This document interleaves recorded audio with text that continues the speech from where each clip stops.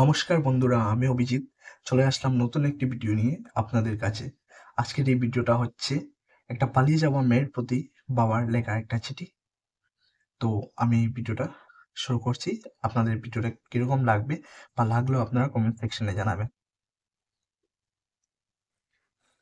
মারে, শুরুটা কিভাবে করব বুঝতে পারছি না। যেদিন তুই তোর মায়ের অস্তিত্ব ছেড়ে ভূমিষ্ঠ হয়েছিলি, সেদিন থেকে তোকে মা বলে ডাকতে ডাকতে নিজের মা হারানোর যন্ত্রণাটাও ভুলে গিয়েছিলাম। জানিস মা, যখন তোকে প্রথমবার বিদ্যালয়ে অ্যাডমিশন করতে নিয়ে যাই, তখন তোর শিক্ষক আমাকে তোর নাম জিজ্ঞেস করেছিল। তোর নামটা না বলতে পারায় সবাই আমাকে নিয়ে হাসাহাসি করছিল। কারণ জানিস, তোকে মা বলে ডাকতে ডাকতে তোর নামটাও ভুলে গিয়েছিলাম। একটা কথা বলি মা, জানিস, যেদিন তুই আমাকে ছেড়ে চলে যাস, সেদিন ছেলেটা ব্যাগ হাতে তোর জন্য বাইরে অপেক্ষা করেছিল।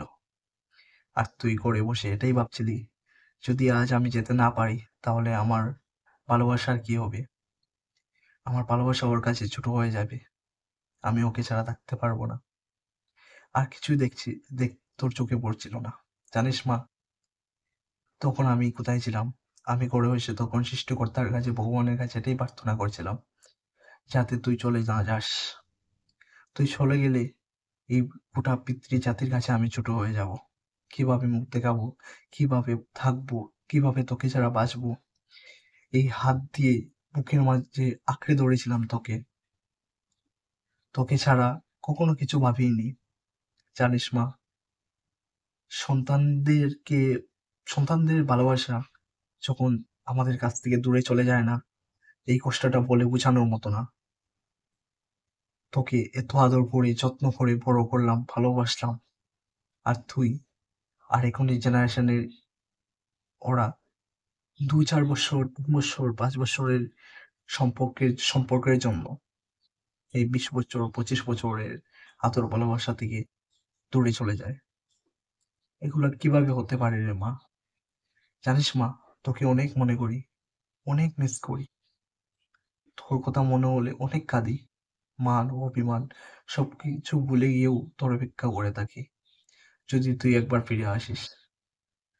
মারে, সেদিন তুই মা হবি, সেদিন বুঝতে পারবি যে সন্তানরা দূরে চলে গেলে কষ্টটা কতটুকু হয়।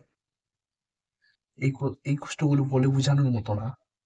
মারে, কিভাবে বলবো তোকে যে তুই তোর 3-4 বছরের ভালোবাসা পেয়ে গেলি, আর আমি আমার 20 বছরের ভালোবাসা এভাবে হারিয়ে ফেললাম। জানিস মা, পুরো এই পিতৃজাতি, এই বাবা জাতটাই সবাই জানে যে তাদের মেয়ে যখন যৌবনে পা রাখে, যখন তারা উপযুক্ত হয়, তারা একদিন বাবাদের ভালোবাসা, বাবাদের রক্ত জল করে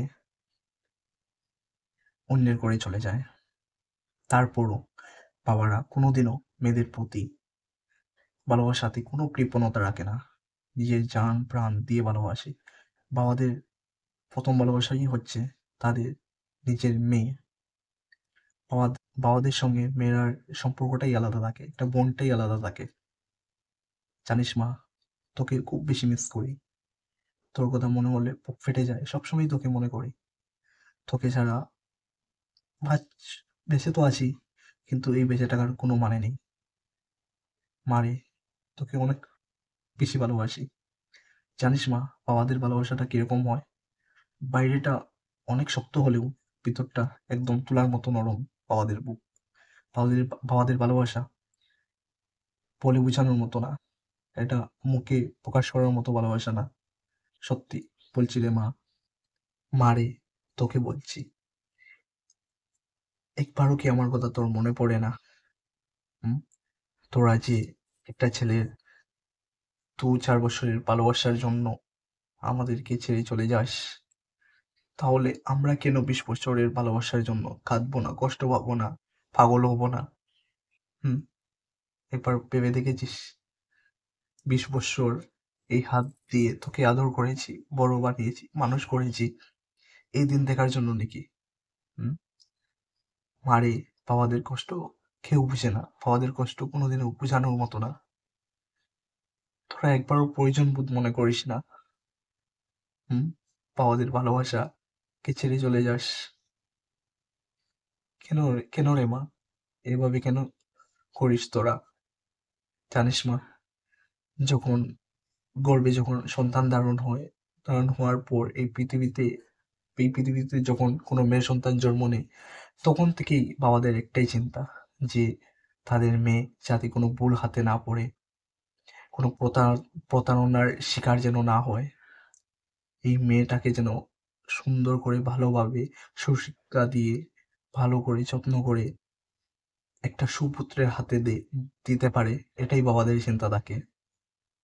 তার জন্য বাবাদের মেয়েদের প্রতি এত নজরদারি, ভালোবাসা ভালোবাসার পরও অনেক শাসনে রাখে মেয়েদের, এই কারণে যাতে ওনার মেয়ে কোনোদিনও কোনো ভুল প্রতারণার হাতে না পড়ে, তার জন্য।